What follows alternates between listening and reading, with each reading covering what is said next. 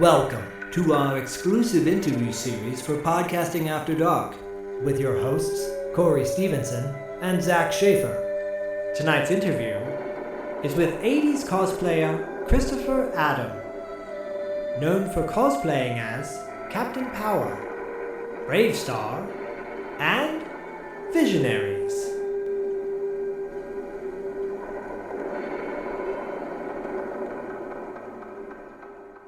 What's up, everybody, and welcome to Podcasting After Dark presents Interviews After Dark, although it's daytime here. But Zach and I are joined by international cosplay extraordinaire, one of my absolute favorite cosplayers on Instagram, one of my favorite human beings on Instagram. That's no lie, that's no joke.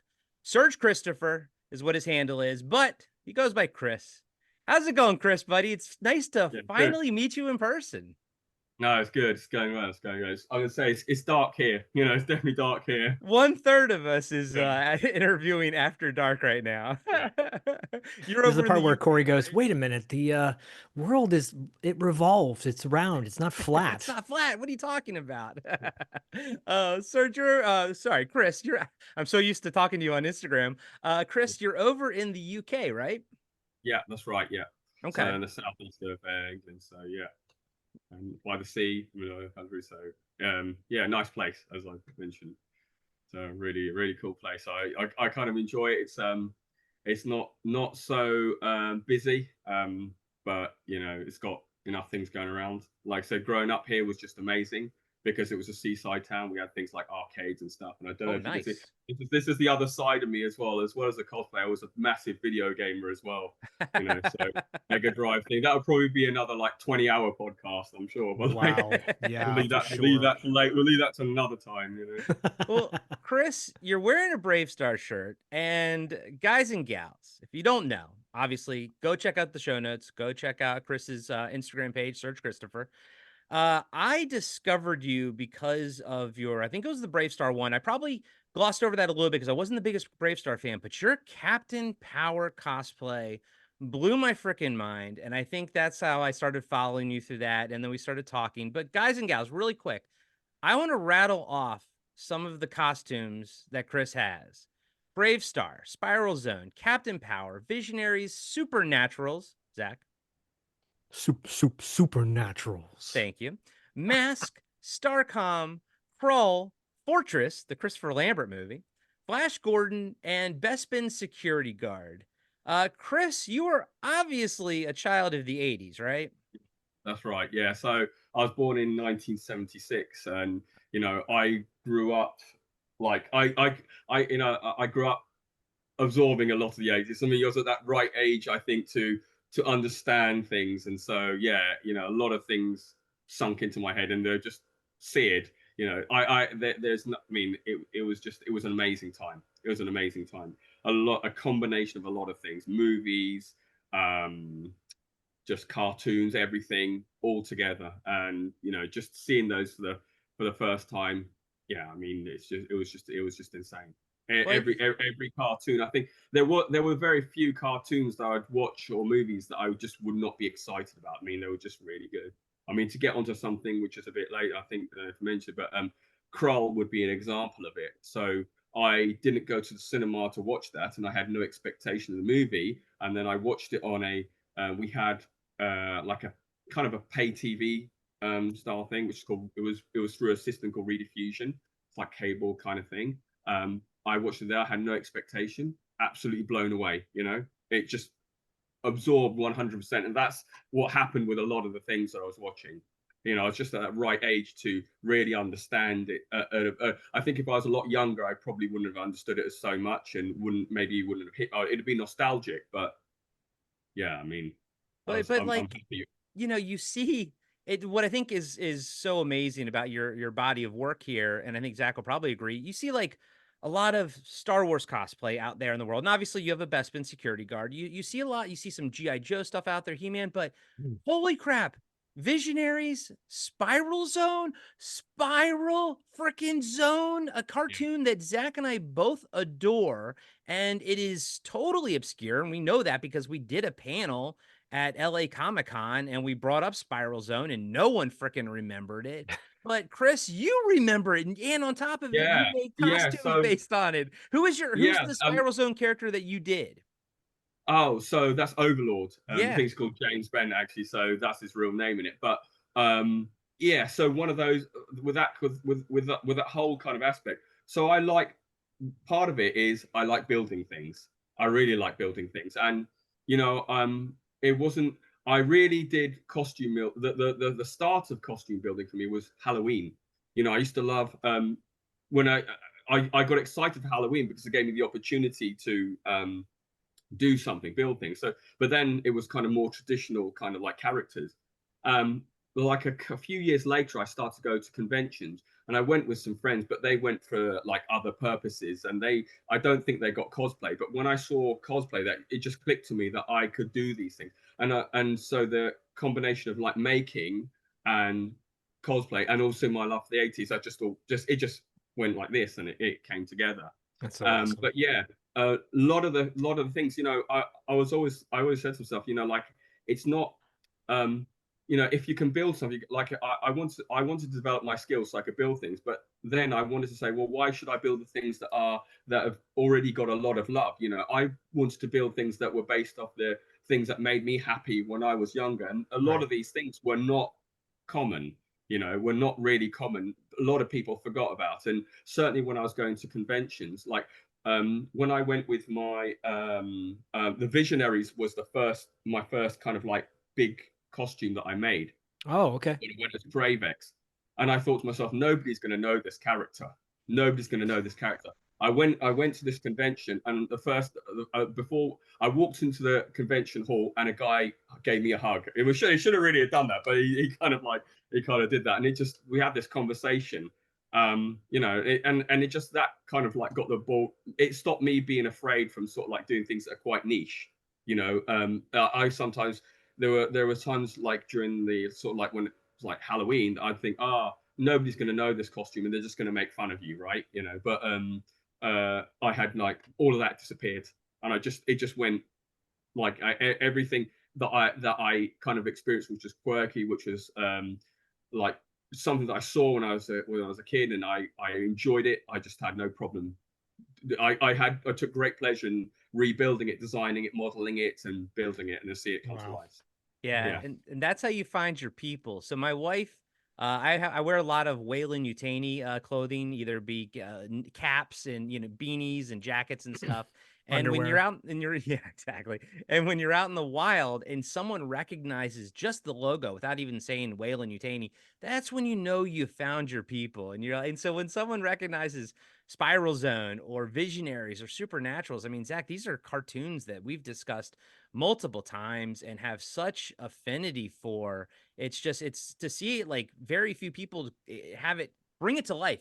Every time, Chris, every time you post something new on Instagram, like I become that Joe Rogan meme at the fight or whatever. I'm like screaming and cheering and everything. I can't believe it. I've actually got the helmet. I've actually got the Let's see helmet. it. Yeah. Yeah. So I'm just gonna go off quickly. Yeah. No worries. No worries. The thing about it is it's actually really I don't think I can get it in view, like, to be honest. It's that big. Oh my gosh. It's that big. It's that big. So that's the top of it. And that's the sort of thing. And yeah, so I can actually get this on my head. That's amazing. So there you go. And again, for everybody listening to this, go to our YouTube channel and hit the subscribe button and the like button, all that good stuff. And you can see what Chris's cosplay is in action. Chris, how long does it take you to make a costume like this? Right. So yeah, that all depends on it. So as I'm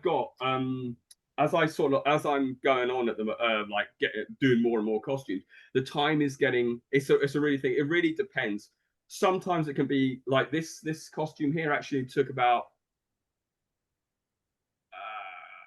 2 and a bit months, maybe 3 months, but because of work, you see, so I have to split it all in. Realistically, it's probably about, if I were to compress the time in, like, you know, I was do it full time, it would be about just under a month kind of thing. But because of work and stuff like that, it takes a lot longer.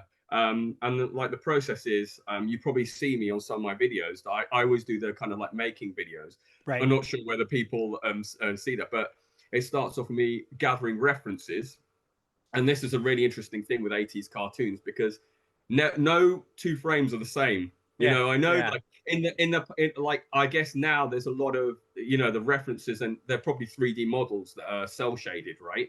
But at the time you had like a reference drawing, and then the artist had to take the reference drawing and obviously build the rough animations and then flesh it out, and then that would be shared across other artists, and then that might itself be shared across like other animation teams who might even be in different countries, which I think is what a lot of things like Spiral Zone, StarCom, and stuff like that. Sorry, I'm moving StarCom. He referenced StarCom, everybody, and if you don't know what StarCom is, I mean, it's a very short-lived cartoon. I literally just watched the couple episodes of it not that long ago.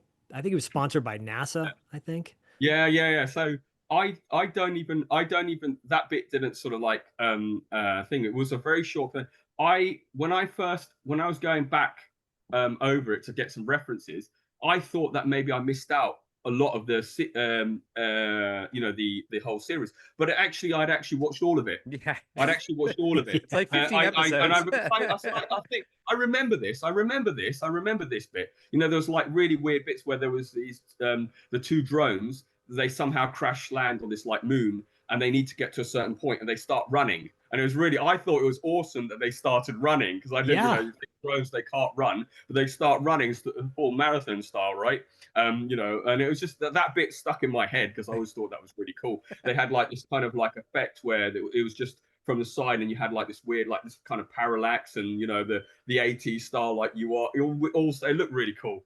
And that bit was seared into my head kind of thing. But it was very action packed. The cartoon was really action packed, and I really enjoyed it. You know, it was just really good. But I watched, it was really short. I watched all of it. I watched all at the time. So yeah, it was very surprising for me. And you made a really good point too, by the way, in researching your cosplay with the original animation from the 80s, which I think younger audiences won't necessarily understand or appreciate, maybe not appreciate as much. These are all hand drawn mostly. That's right. So it was an art form then. It's an art form now, but it's a different type of art. But the fact that you are inspired by these iconic characters from a time, Corey and I talk about this a lot. Every decade has innovations, creations, uniqueness, but really the 80s was the only time that I can think of. I feel like that the peak of creativity died in 1989 going into 90. Like it was that the peak, you know, the peak was there 80... was just a lot of stuff, a lot of different styles of things. Like for example, Visionaries, really, and even He-Man to say it's like tech and fantasy stuck together.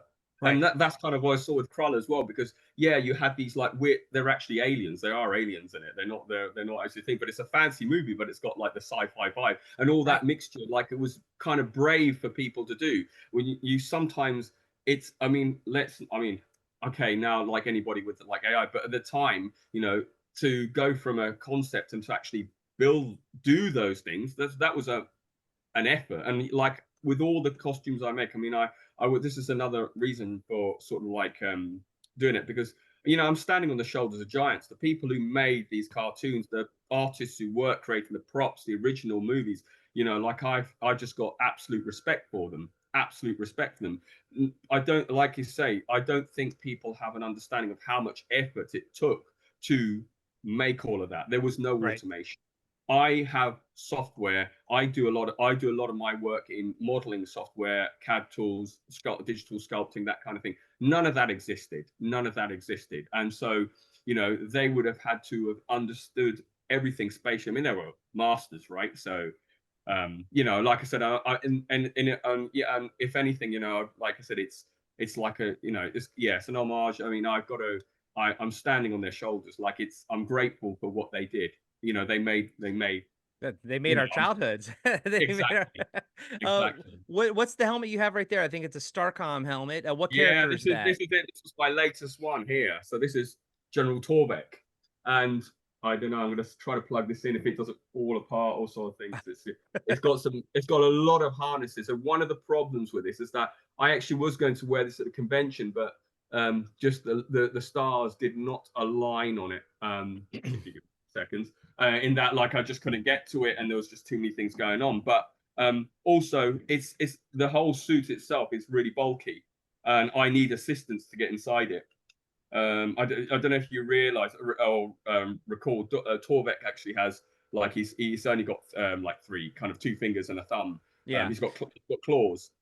Yeah, because he's an alien. I made the claws as well. But then stupidly I realized, hang on, I'm gonna have to put this on. So the reason why I was able to shoot that video is my nephew came round and he helped me get dressed.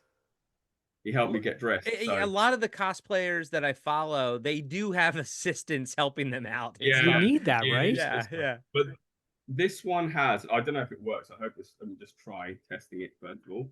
But I put some electronics in here, which I did myself. So let me see. God. And while Chris is hooking that up, I want to also mention that his stuff is like museum quality, everybody. Like it looks like it would cost thousands upon thousands of dollars to make. And I could easily see this in a pop culture museum, right, Corey? Like with mannequins and whatnot. Well, yeah, and we're only seeing Chris's like helmets. Like it's the full costume, and we'll have pictures on here. We'll have links to his Instagram and everything like that, so you can see them. But like look how good that helmet looks. He has the full costume though. Like in the Spiral Zone is a full costume. Chris, that is amazing. You can see that. It's like the light. Oh, the light says, so it reacts to my voice. Like the cartoon, it doesn't actually. So it's not a view meter per se where it goes up on thing. It just it activates on sound. So I try to replicate that. The shadow force will destroy you. I think we're a little speechless because it's so. It's our childhood coming to life. Yeah, and I think also, it's one thing to draw a picture and be like, oh, this looks like the character in my thing, or make take a GI Joe and repurpose it and make it look like your favorite character from a movie or whatever. But it's another thing to make a full on accurate costume, cartoon accurate, and move around, be able to move around in that, and the bells and whistles. That's kind of thing. That is, I'm happy to suffer for just to bring it to life, but. Some of the costumes I have, I mean, there's some like Captain Power is super maneuverable, BraveStarr obviously super maneuverable. For some reason, Visionaries is, but I don't quite know why it should be like that. I still don't know. It's quite maneuverable, but something like Torvek as well. I mean, if I show you the boots, they raise me off the ground by like a couple of inches. Yeah, because they have to have the magnet. Yeah, the Magnalock. Yeah, I tried to replicate. So I'm actually quite tall in it, and it is. In person, it's kind of really imposing, and also it's a lot larger than my sort of like body size. So that was the other problem as well, because the chest is so big. I can't actually put my hands together like this. So it's got the robot bolt to it. It's got the robot bolt. It moves. The movement is not me acting. It's just that me trying to move around. Oh, I see people at like online too, like doing Warhammer 40,000 Space Marine costumes. It's like, really how do you even maneuver in that? But like you said, your Captain Power. Well, first off, holy crap. Looks absolutely freaking amazing. But it also looks very, very functional and maneuverable, which I guess is because it was already designed off of a show that was live action anyways. Yeah. That looks great. Holy cow. Yeah, Chris is holding up the Captain Power helmet. Yeah, so that was like thing. Like I mean, again, it was just a really weird like thing. Cause the show was amazing. Like I couldn't, it's a really, like I said, I think at that time I was probably 12, something like that. So it actually worked for me. The show worked for me. A lot of people would have probably found that a bit too adult, but it worked for me. And I really wish it had been more targeted to that like age group, but it was targeted to obviously a lot younger. It was amazing. I was 10 when it came out. For me, it was everything. Yeah. It's like, this is the thing. So that also was one of the few times like CG. You knew when CG was employed, and it wasn't super complex, but I mean, it looked amazing. You know, you could never, you knew the difference with CG because obviously the pans and the rotations, you know, the way the characters move, obviously they will look simplified, but it looked amazing. And for me, that hasn't really aged. I think it still looks amazing.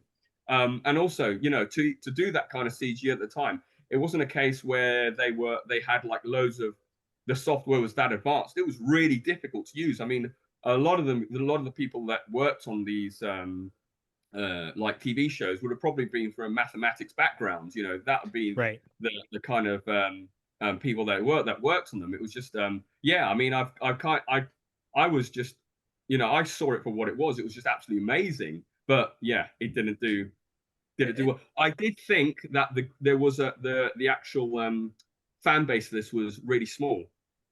But it wasn't. You know, I was shocked by that because I found the group on Facebook, and I just couldn't believe how many people that group remember or let alone Oh, you Chris, know, can you put it on, Chris? Can I see Captain Oh, Power? it's actually quite. Okay. Yeah, it's a bit sort of like fragile. Unfortunately, I get it.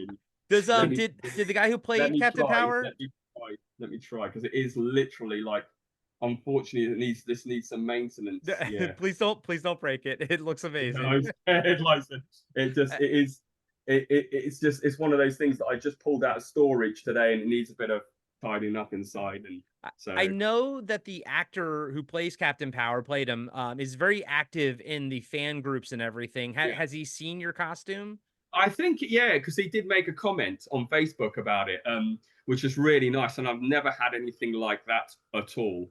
And I don't know whether it went off, but there was a guy who I made because I've actually made this helmet for another person or a raw version of it. Oh. And he took it and had it chromed out in the same way that the original helmet was using the same technique. So it absolutely looks amazing. Wow. And he has that for his collection. I'll try to. I mean, he was on the Captain Power Facebook group, but he has original armor parts, I think, from the film. So he used my helmet to finish it off. Okay, that's what I think he wanted it for. Chris, I have a feeling that I know the answer to this, but growing up as a kid, I didn't really know the term for it. But I always liked my characters to be armored. I like, you know, Boba Fett. I like Colonial Marine armor. I like Starship Trooper armor. So I refer to myself as an armor file. I feel like you have the same sensibilities. A lot of your characters are very armored up that you play as. And that's the whole thing was. Do you love armor? Yeah. So the whole thing, it is the armor, mecha robots. That was what I was into when I was younger. You know, so actually, you know, like I was mentioning about the kind of the pay channels we had. Because of that, I was able to see cartoons like Robotech. Yeah. And you know, and that's where I also saw Transformers the movie for the first time. But Transformers was aired here, but I'm pretty yeah. I mean, the movie was something I watched on that channel. But Robotech, I remember watching Robotech and just like I love robots. I love machines. You know, like every kid, I think. Well, I say every kid.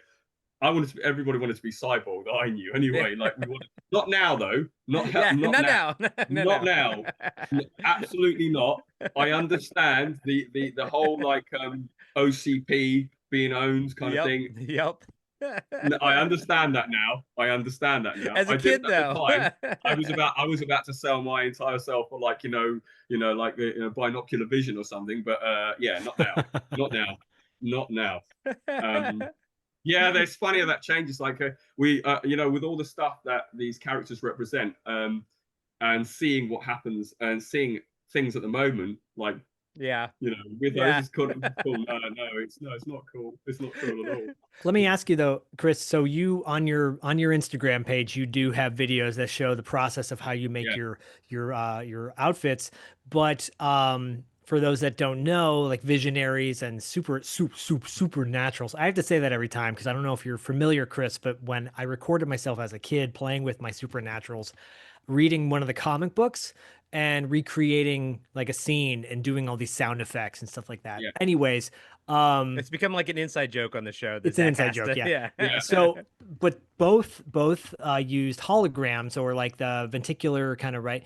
How did you create that for those that haven't seen it on your page? How did Oh you yeah, create I that? mean, unfortunately, I don't have the thing. So the actual shield thing, I actually gave away at a convention because there was a Supernaturals. There was a guy. He does 80s comics and cartoons. He's a comic book artist, and I gave it to him, and he's quite happy about that. But the whole the Visionaries, they use lenticular images, and what that is that depending on the angle that you view the image, you'll see effectively a different image. And so the holograms that we had on the toys are true holograms.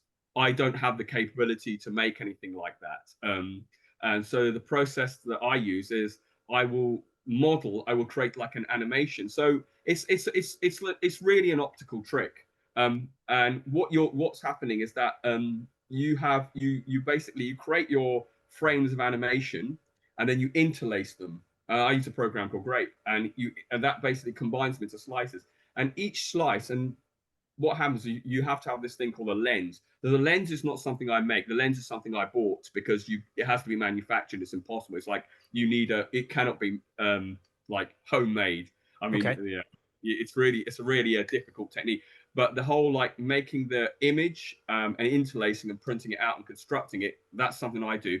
This lens goes over it, and depending on the angle that you look at the image through the lens, you'll see a slice of image. What it does is it fools your eyes into thinking that there's, you're seeing one frame of the animation depending on the edit. So it looks like I got a video of the supernatural skull one, and then you can kind of like see it where it transitions, and it's just the angle. Depending on the angle, the way the light hits your eyes, you'll see that particular image at that point.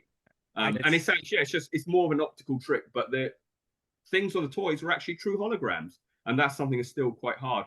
It's very interesting. I think I heard recently that Super 7 were going to do a Visionaries, and they mentioned that they were going to have holograms. So I'm very interested in who they've got to do that, because it's not going to be easy. It was all based on, as far as I can tell, a lot of it was based on photographic process, which is not really. It's quite. There's only a few places that do that now. So yeah. I mean, I don't know. Again, if you guys are listening to this, go to our YouTube and watch it.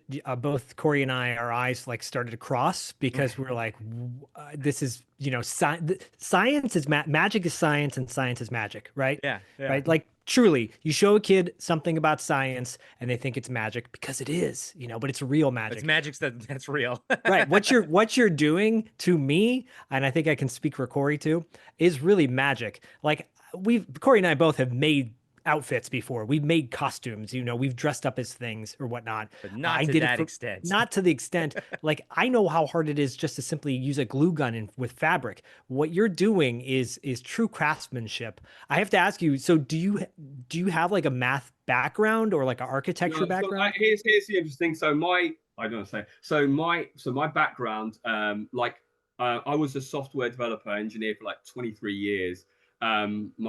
My kind of university degree was like computer science and AI. But in the like this year I'm going to be 50, and it wasn't something that was I was falling out of love with it, and I really wanted to work do something that was a bit different. So at the moment I'm a support worker. I do that. So I help people that come out of hospital to with you kind of like help them to get back to independence, that kind of thing. Cool. But yeah, I did that for a long time, so I was very passionate, and I still am. It's just that it's a different like type of job at the moment. When I started, we had to learn a lot of that stuff ourselves. There was no AI about. You had to read a book, you had to learn, you had to put hours in to do all this kind of stuff. You had to read. The whole stuff with graphics though, that was just always a passion project of mine. I just learned. I started with graphics on the Commodore Amiga. Wow. So, You're authentic. You are true yeah, 1976. so it is I always wanted a computer when I was really young. Like I grew up when I was growing up when I was under 10. There was like the Commodore 64, Sinclair Spectrum. There was something called the Dragon 32 here as well. Wow. But I just my mum wouldn't get it. It was very expensive, and they thought I was too young. They didn't realize I was really into it. Like, this kid's gonna be but then something someday. Yeah, 12. When I was 12, my parents like just bought me an Amiga, and I was in shock. I was passed out, right? And I remember the name of the pack was called the Flight of Fantasy pack, and it came with Rainbow Islands, F-29 Retaliator, which was a flight sim, Escape from the Planet of the Robot Monsters, and a paint package called Dulux Paints, which was made by EA, Electronic Arts. Yeah. Oh wow. Yeah. And that's kind of where I started playing around with all of this stuff. Like I started there, but then I'd get the Amiga format magazines, and I was like, "What's it?" And it was all like all the stuff tying together, seeing the CG things, and looking in this magazine, saying, "Oh, they use like can the Amiga do this kind of graphics as well?" And I started reading up, but I think it wasn't until the 1200 that I remember looking at it. I got some software like of what? I didn't hear that. but everybody did it. Like you Corey? couldn't, honestly, it was terrible. Like in the playground, there was always a guy with discs in his blazer. I tell you what, blazer. He'd have like everything. And he'd lend it to you, and you just that was in the cartoon Recess, Disney's Recess.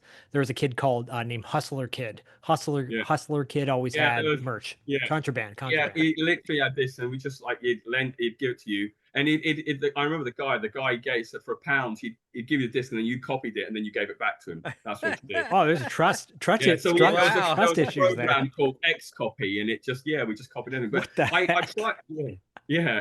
I just tried it. I tried the software then, but I couldn't quite grasp it. It was so complex. Like the UI was just, it was just so rudimentary. You really needed to be like a university student. I wasn't at that point, right? Yeah. So I was still learning everything. But then later on, I got the another version of the Amiga called the 1200, and they actually gave away a program called Imagine 3D. And I remember, like, I started because it wasn't a case now like when people do 3D graphics, and I basically did a little poster for a friend, but I made all the fonts myself by plotting each individual vertex, creating faces and extruding them.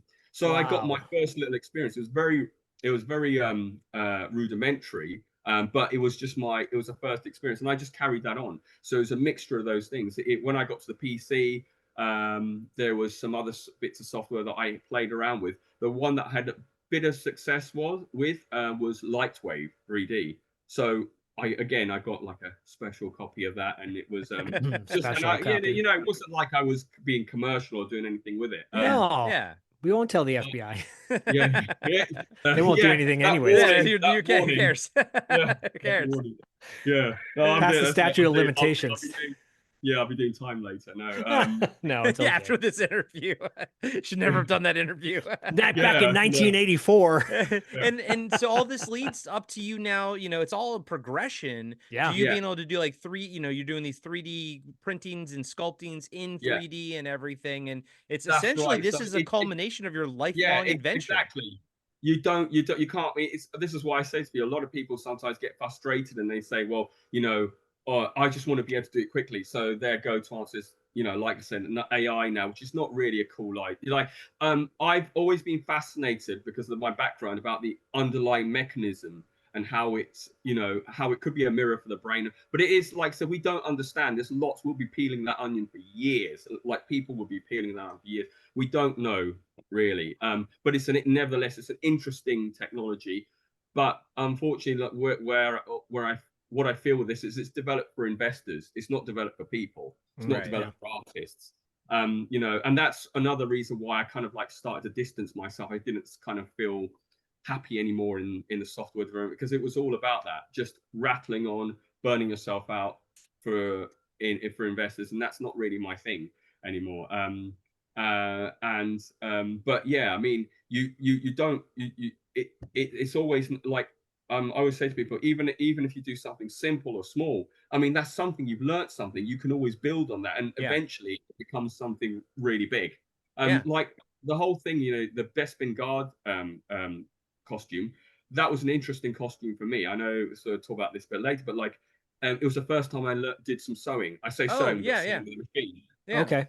Yeah, because it's not it's one of your few non-armor centric ones. Your Flash Gordon is kind of not armory either, but the Bespin security guard is all fabric pretty much. Yeah, it's fabric. It's fabric, exactly. And I got it was really nice because I was helped out by a small business they have a shop in Bexhill and in Hastings called Jacob's Haberdashery, and they taught me, like, I bought the machine off them, and they taught me how to do some basics, how to set it up, how to go, and I just went from there.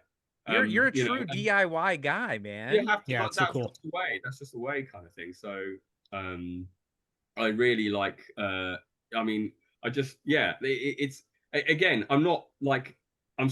There's so much I've got to learn about it, but it's opened up another area that I can kind of like do, because it's all part of costume making. If you look at some of the there are people who do the real competitors out there, and all their costumes they're multi-material, bits of leather, leather work, bits of sometimes metal work, 3D printing. There are people out there that make their own shoes. That's frightening, but it's all of it together. I follow one guy who makes, like, one of the things he does is makes the shoes for Boba Fett cosplayers, like Boba Fett shoes, but like, yours ranges from the Bespin security guard being, all pretty much mostly fabric, to your Fortress security guard. And again, this is Fortress, the Christopher Lambert movie that, again, this is why, Chris, we know you're our people, because not too many people know that movie, and Zach and I both love it. Stuart Gordon film. Yep. But that one is just as extensive as your Visionaries and your StarCom, but like it's got so many pieces to it. It's much more armor centric and everything. But I do want to say, Chris, like, or let me ask you, because like I said, I wasn't the biggest BraveStarr kid growing up, but when I see your pictures of your BraveStarr cosplay, you're definitely invoking the character as well. So it's not just about wearing the costume. You also have to be the character. And do you feel it? Do you feel that the character come through? Yeah, there is, and that's one of the few. So, like, weirdly, I don't know why there's Captain Power and thing. I just feel something from it, even though, like, for the Captain Power, it's like, obviously I'm not like him, the actual Captain Power, but for BraveStarr, when I was growing up, there weren't many hero characters with my skin color, like, or dark skin. So when I saw BraveStarr, of course I switched on. I said, wow, that was a thing. There wasn't really anything like that. And I just gravitated toward that. But it was a great cartoon, and I loved that space and the cowboys and everything, and together it was just really good. And like, it's a very sentimental cartoon as well for me because of that. Like, I remember, like, my dad and stuff. And actually, I said I bought this out before this, the Neutralizer, which I sort of made this. So my dad passed away in 2021, and this was the last thing that he kind of saw me make. So it's actually a really thing, but it's a big it's a big sort of like I'm a bit, it's like I've always wanted. I remember seeing the toy, and I thought the toy was kind of really, really cool, but it was just really expensive, and I always wanted one. Like, and I mean, I remember, like, this. So this is again, it's like, it's different. It is 3D printed, but there's two kinds of 3D printing here. There's the FDM stuff, which is the plastic, but there's also, this was the first time I used resin printing, and that kind of yields much sharper imagery. It's like, it's shots, not imagery. Sorry, it's just sharper in its output. Yeah, and much more precise than the actual FDM stuff. But like stuff like here, where you have the I don't know what you call it, just the detailing here. But that was kind of like just a lot easier to do with resin printing. So it was a really, I mean, like, this thing would be really kind of hard doing on a standard FDM printer, because the nozzle is usually, my nozzles are set to, like, I use a 0.4 millimeter nozzle, And that would be still too thick to do something like this. Whereas the resin printer can kind of achieve these really sharp, like details. So that was a thing for me, and it was just it's really I really did enjoy kind of like making that. But yeah, I've got the hat. BraveStarr is my favorite because of this. Oh, So that is awesome. I've got to wear that. Zach, I know you were a big Braves. I think for me, I wasn't a big Western fan growing up as a kid. But I see it now and I'm like, damn, that was cool. I wish I watched it more. But Zach, I know you were a big BraveStarr I fan. saw the movie in the theater, the BraveStarr movie, when it came out, because originally it was a pilot and they released it in the theater. I remember seeing it as a kid and recorded myself playing with my BraveStarr toys and 3030 and all that good stuff. I always wanted that. I never got that. I think Sorry. they. I'll trade you.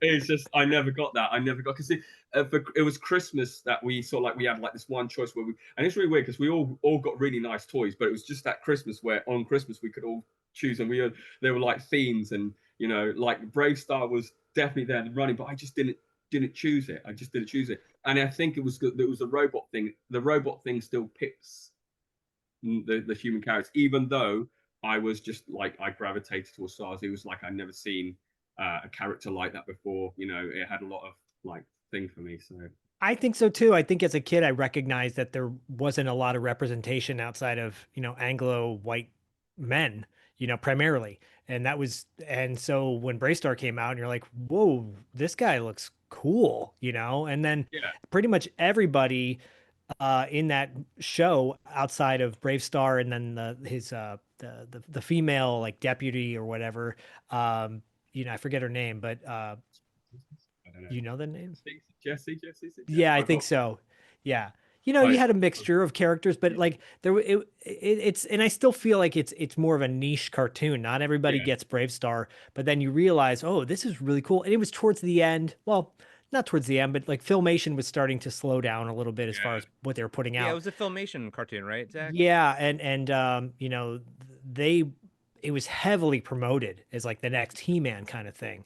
It obviously didn't take off to that extent, but it still lives to this day. I believe, and it could be an AI image, hopefully it's not, but I believe G.I. Joe is going to be doing a BraveStarr inspired figure down the road. It was actually a different character.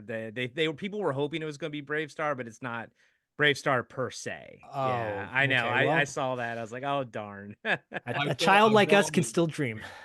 Yeah, I got a ramen toy. So ramen toys, they're like kind of like yes. I got that version of BraveStarr. So I thought that looked really cool and kind of. They're actually doing the horse. So 2020. I said 3030. 3030. 2020 is a drink. I beg. 2020 was a. Chris is ready to party. It's a thing. So 3030. I'm so tired. I see now. It's okay. It's all good. Yeah. It's yeah. I feel really bad. Do you know that's like a thing? So just to go that I always get that confused because there was a drink in the UK when I first started going out, which was called 2020, and it was just horrible. It was just sugar, alcohol. It was just, and that's probably what it is. Will be your vision for tonight, 2020. Speaking of ramen toys, they put out Centurions, figures as well, or Centurion. I don't think they're called Centurion, whatever. You know how ramen does it; they don't call it the right name. Chris, are we gonna see it? Do we have any Centurions in the future? Oh, no, I have. I've got. So I started modeling some of that. I do have. That's one thing. I sometimes model a lot of things, but I don't necessarily make them. And I think. So at the time that I was doing, before I was choosing to do Torbeck, it was going to be, what's his name? Jake. Is it Jake?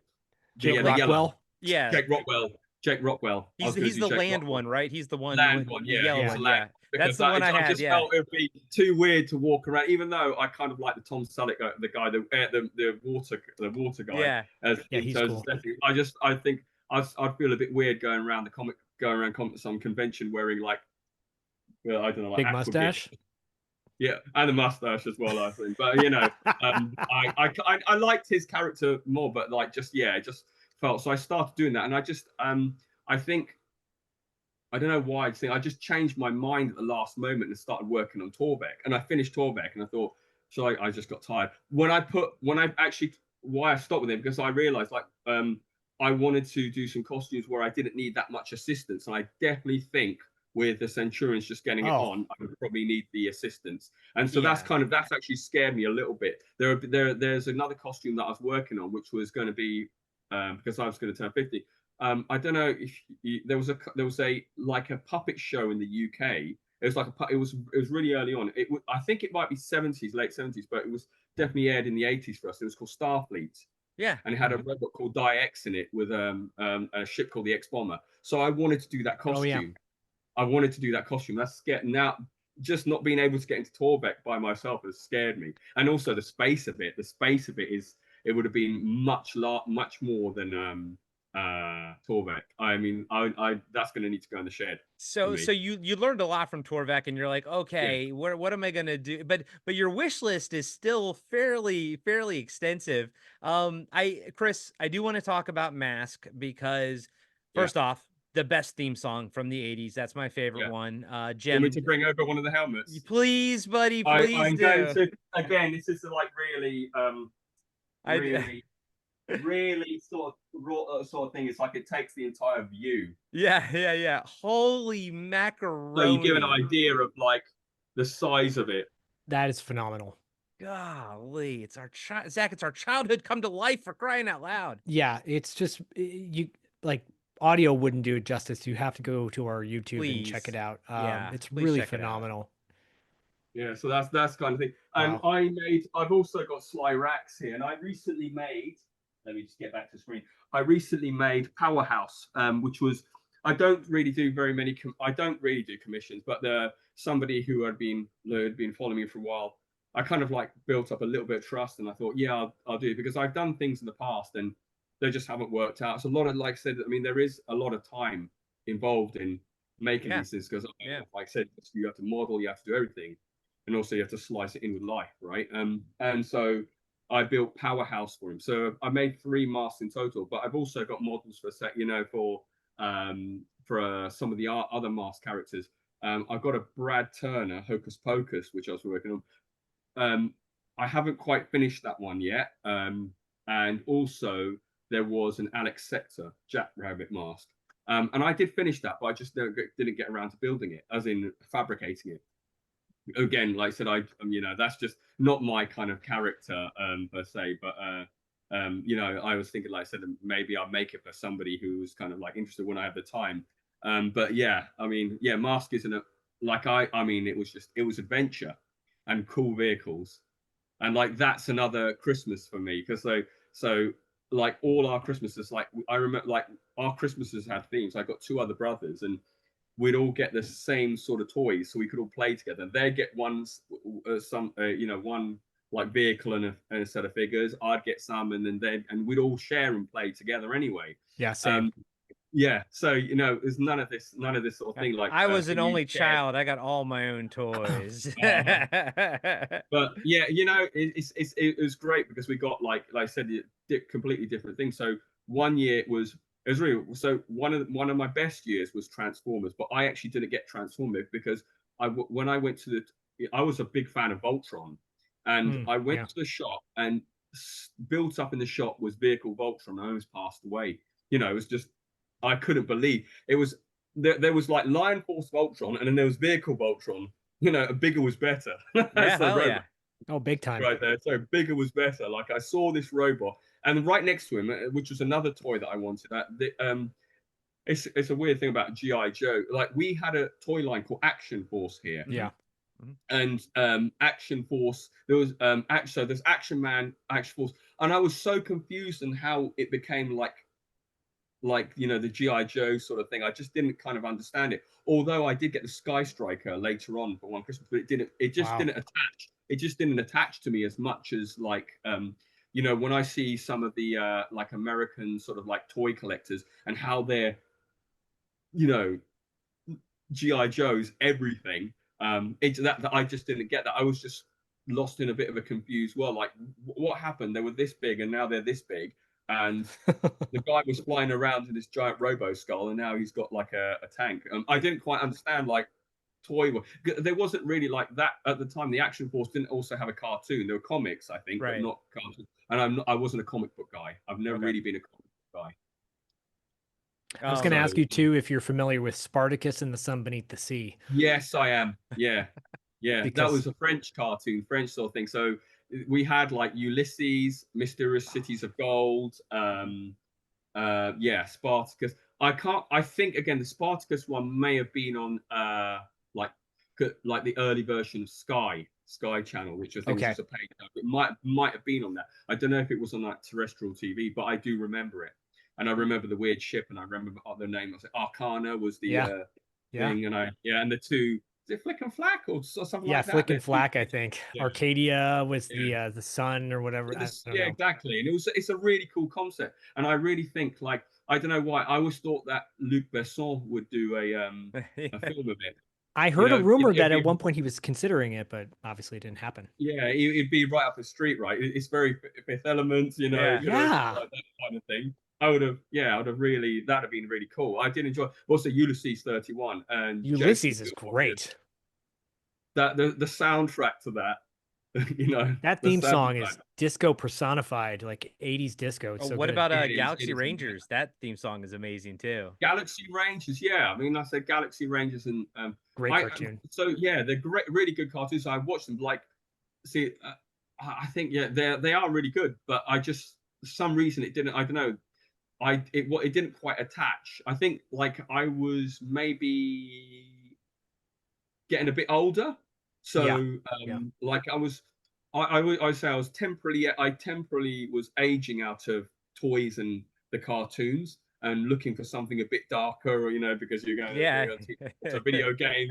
Hence all the video games. Like, you Yeah. know, there was one point where I got my Mega Drive and that was it. You know, that was it. Amazing. Yeah, that was it. Like I said, that was another slice which I actually haven't kind of dedicated to costumes. I think there's lots of video game characters I'd like to do, but I haven't done that yet. Yeah, I mean those to go back to like those kind of like Galaxy Rangers, and there's Silverhawks as well as another one I think about. Yeah.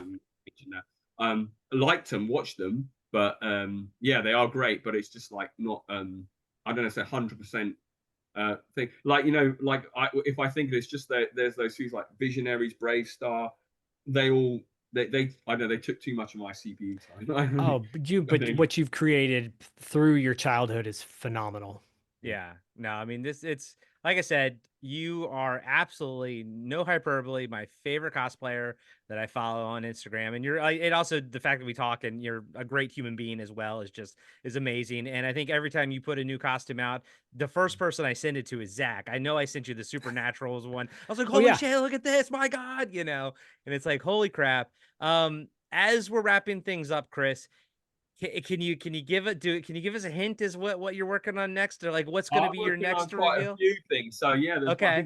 I was going to say before this sort of thing, I did actually take out the Fortress gun. I actually unpacked. Yes, please. Show us anything, buddy. Yeah, Fortress. My God. The problem with this thing again is the absolute size of it. Oh, I know. Yeah. Again, Stuart Gordon's Fortress. Guys and gals, go out and rewatch it if you haven't seen it in a while. Zach and I will probably cover Stuart Gordon on our Tour de Force tier one of these days. Holy moly, it goes in his arm. Really get into like photos and everything. It's such a cool. It's amazing what he's showing us on screen right now. It's so cool. So that's kind of like it, and it actually weighs quite a bit. You know, well, I say weighs. It's not so bad, but the thing is, when you're wearing this as a costume, like 6 hours in a convention, hours. You feel it. You need to put it down afterwards. But I'm gonna try and take it off. Like it's phenomenal. Chris is in shape, by the way. If you guys are just listening to this, Chris is in shape. So and you have to be to do stuff like this and walk around with stuff like this. Yeah, that's the whole kind of thing. So one thing is with this, I think pretty soon, maybe a couple more than a couple, maybe at the end of the month or just after that. Christopher Lambert will be at the convention, and I'm going to go as a strike clone. Oh man, I'm going to go as a strike clone. Let us know how that goes. Yeah, so that's the kind of thing. But yeah, that's awesome. That's so cool. I mean, and the helmet looks amazing. Like I said, I tried to there's a whole like, you know, the like the what do you call this thing for the bullets? The magazine rack or whatever it is. Yeah. Yeah, and while Chris is getting this stuff, I'll be having pictures of the cosplay of his costume up and everything. So again, like Zach said, please go check out the YouTube video of this. Are you gonna get? Would you get it signed? Would you get your costume signed then by him? I don't know if yeah, I mean, if he, I haven't actually thought about that. What I really want to, because I don't know if anybody's gone to see him as a strike clone. Yeah. Like it's always hard because I went to, I took a picture with Brian Blessed as a Imperial Guard. Oh, cool. Flash Gordon. Yeah. And I don't know he tried to run away from me at first. You know? Like, well, I say run away. He couldn't really move very fast. Gordon's alive. I don't know. I think he gets scared sometimes of fans who take it a bit too far or something like this. Yeah. Maybe it's that aspect, but yeah, I'm hoping, like I said, I'm hoping at least, you know, he kind of like he finds it interesting, or he's kind of, I don't know what to sort of think of it, but certainly for me, that was another movie where, like, I remember seeing, I can't, if it was on a magazine cover where they had the picture of like him holding the gun, there's like two strike planes next to him. I was sold. I needed to watch it. Like I think again, it was on the pay channel. I remember it coming on, and it was just it was just I was, you know, I had no, apart from that image, there was no other expectation, and it turned out to be like I really enjoyed it. I really enjoyed it there. But later on, when I watched it, I bought the DVD of it. I don't think I got the Blu-ray actually, but I bought the DVD of it, and it's kind of like really interesting to see. It's a really, like, I think all cyberpunk is almost like an omen.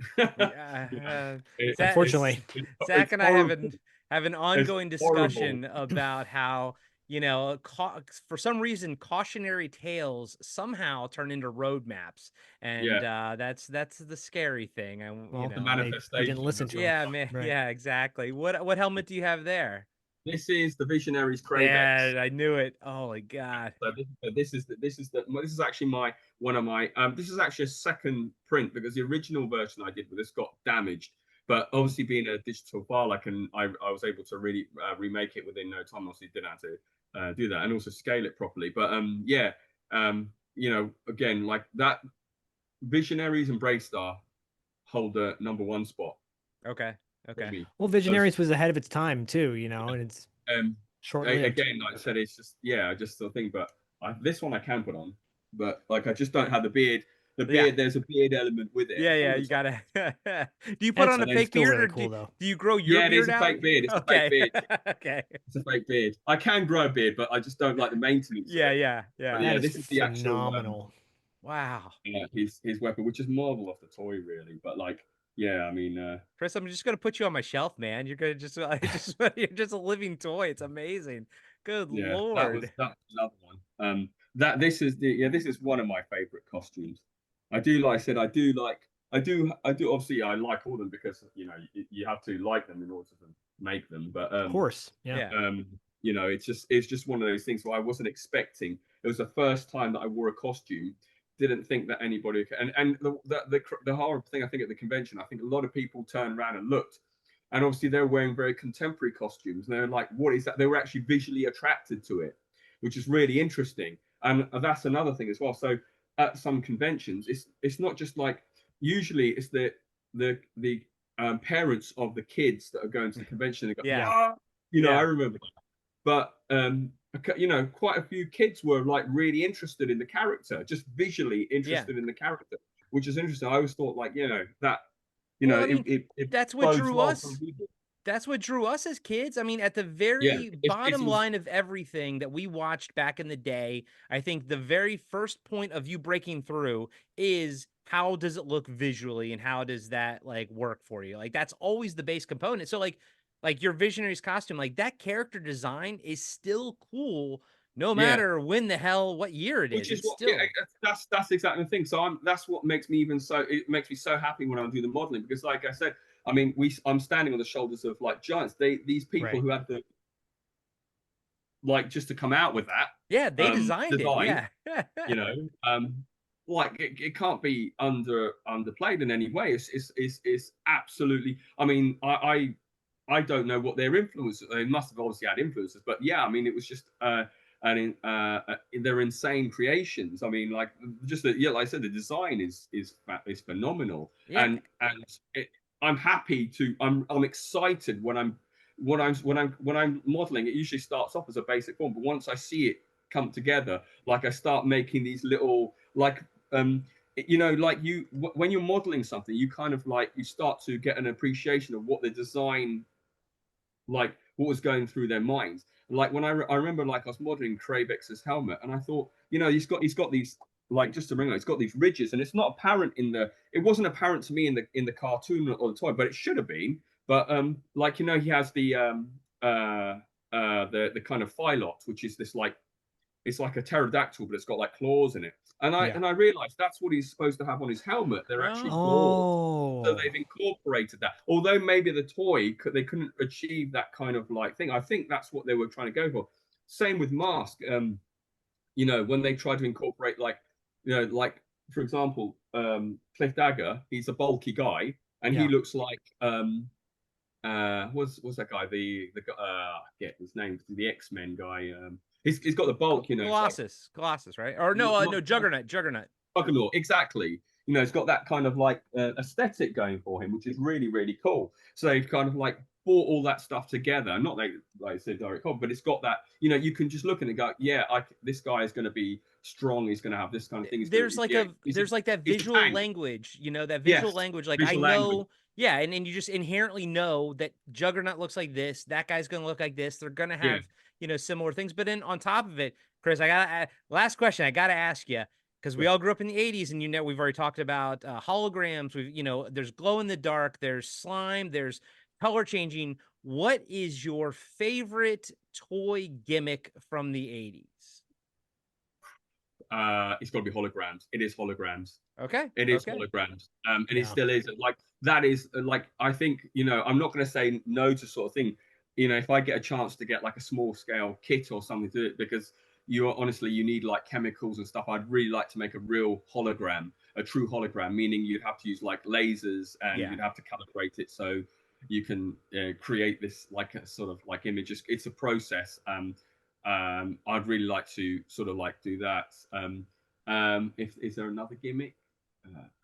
I think other gimmicks are like, because I feel that I could do them maybe. If there is a type of costume that I'd really like to kind of more get into in terms of like thing, it'd be more creature work. So like the suit stuff, building the latex sort of suits. That's something that I, although like I got away with it with Krull, because they're kind of like a creatures as carapace. I could kind of make the armor. I made the armor 3D printed, and then it was an undersuit. To make a full creature suit would be another dream of mine, because that's a workspace type thing. You're the one thing that 3D printer's done is compressed like a workshop into a cube. So I'm able to do this in such a small space and that's kind of helped me, because space is kind of limited. So Zach and I both live in apartments, and yep. You know the feeling. Yeah, totally know the feeling. It's like I said, this all goes back into storage afterwards. I could not possibly have this out. I mean, it's almost like it's like Tetris in the way that I have to put them in the box. There is an order for me to put this arm cannon in this box so that I can fit the armor and everything on top of it, and otherwise it's just impossible. Oh man. Well, Chris, I'm glad thank you for taking it all out of storage really for us. This is, and I told you offline, man, I've been wanting to have you on the show for a long time now, and I'm glad we finally had a chance to talk and meet in virtual person and everything. Guys and gals, go check out Chris's Instagram page, Surge Christopher. I'm not on Facebook, but Chris, send me a Facebook link if you have one as well, and I'll put that in the show notes as well. But go check him out. He's a great dude, and he's got awesome costumes. And if you're watching, this on YouTube, then then you've seen them. Holy cow. But Chris, thank you so much, man. I know it's late over there for you, but thanks for coming on, man. No, thank you very much. That's really cool. Special. It's really, really cool. Thank you for sharing everything with us. Yeah. No problems. That's really good. Yeah, it's really nice to talk, and it's all meet you like virtually anyway. Yeah, we're all part of the 80s Kids Unite family. So. 80s kids, exactly. Yeah, maybe we can figure out sorry, time for you to come on. I don't know. Yeah, I don't know if you think if I actually answer the question of what I'm building. No, I don't.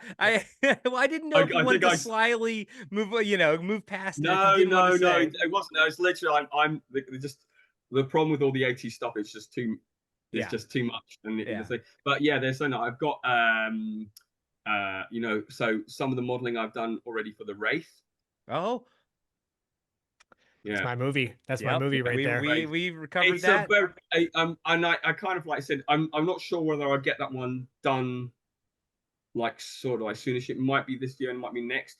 I will sort of like do it at some point, but I've got this at the helmet and stuff model, and I think it's totally achievable. But it's a very interesting character because if you look at the suit, it's actually quite detailed and quite interesting. Oh yeah. But it's the silhouette that we always see in the movie. Yeah, it's that weird, and that really gets kind of, people always assume it's like a racing helmet. I mean, it might have been in its core, but the outside isn't. If you look at it, it's a really interesting shape. But yeah, and so that's another thing. And when you start modeling, you start really seeing all this sort of like stuff. And yeah, so that's something I'm working on. There was also another thing that I kind of like paused because I was just not kind of feeling it. But I built about a few components of it already. So like the helmet and something. So recently I found a calculator online, and it was to do with this calculator. And the calculator is like a Casio, I think FX250. It's from the 90s, and it was used in the film Total Recall for the security guards. Oh yeah, cool. Yeah. So they goes on their arms, and I think I've got the right version. It's that cool. calculator. But because because obviously a lot of my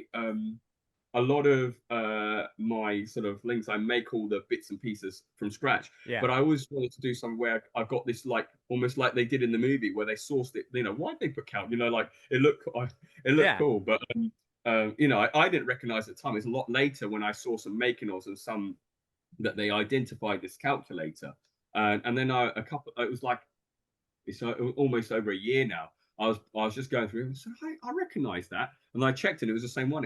It doesn't work, but it'll be fine for a prop. And so cool. I've got that character, and I wanted to do that, but I wanted to do the security guard with the head. So I was going to walk around and miss the 2 weeks. 2 weeks. 2 weeks. Amazing. Yeah, that's. So that was the idea for that one, and yeah, like I said, I do so because it's a bit of a weird one, I think. But yeah, I mean that was my idea, to have like this girl as a security guard, the silly security guard who's decided to pick up the head. That's so cool. Yeah. There is a guy that I saw that did I think I've seen that too. Yeah, he did the thing. Yeah. I think now I remember you did mention the Wraith to me. I can't wait to see that, and we'll definitely promote that one. Zach and I love that movie. That was the first $2 late fee movie I think we did, crossover one, right? Yeah, that's right. Yeah, it was a great movie. Great soundtrack. The car was amazing. I mean, that was the thing. We saw the car, and like I said, I was lucky. Like there was like I think I don't know if it's the person who collected the car, but somebody put out some really detailed screenshots of like pictures of the actual suit. So I've got some really good references. Well, I think the car is at the auto museum in LA, right, Zach? It was, not anymore, but it was a part of their like totally 80s down the Peterson Car Museum down here. Someone has the original Interceptor, the Dodge Interceptor shell. Man. Yeah. Well, yeah, I think so. Chris, that's I want to see it. I can't wait to see it, even if it's 2 years from now. I can't. But there are others. Like I said, that will maybe come before that. Like I said, it's really. I got so many ideas. Like sometimes, I mean, I like with like I said, with a lot of costumes, like you think you've got everything planned, but then something like it could be anything silly like paintwork. Like now, it's just impossible. Like it's probably the first day that we've had like some sunshine, right? And I have to paint outside. And you wouldn't believe like how sometimes that affects wetness and humidity will affect the whole build. Yeah, the whole build. But that one is, like I said, that is later. It's something I want to do because again, like I said, the movie's classic and the car's really iconic. I just love the silhouette of that character. Yeah, like he was. Another awesome armor. Totally. You know? Yeah. It is. But that's what makes the character. The character, like I think now it is about the like I said, a lot of people mention the silhouette of the character. Mm-hmm. It's that shape that stays in your mind, right? You know. So yeah. But yeah, I'm going to. I think it'll be a 2-hour show. It's okay, man. We'll have you back on, buddy. We'll maybe when the Wraith one comes out, we'll have it back on or whatever. But or have you on an episode 80s Kids Unite or something, and we'll figure it out, man. Because we usually record around noonish or so. So we'll dude, you'll be back for sure. Chris, this was amazing. Everybody, check out his Instagram. Check out any other social medias he has and everything. Check out his costumes. Give him a follow. He's a really nice guy. Easy to talk to on Instagram. And thanks, man. Thanks for taking the time to talk to us. Thank you very much. Thank you. All right. That's cool. Thanks, Chris. Bye, guys. Bye-bye. Yeah. Thank you for listening to Podcasting After Dark's exclusive interview series with Christopher Adam. And, as always, thank you for your support.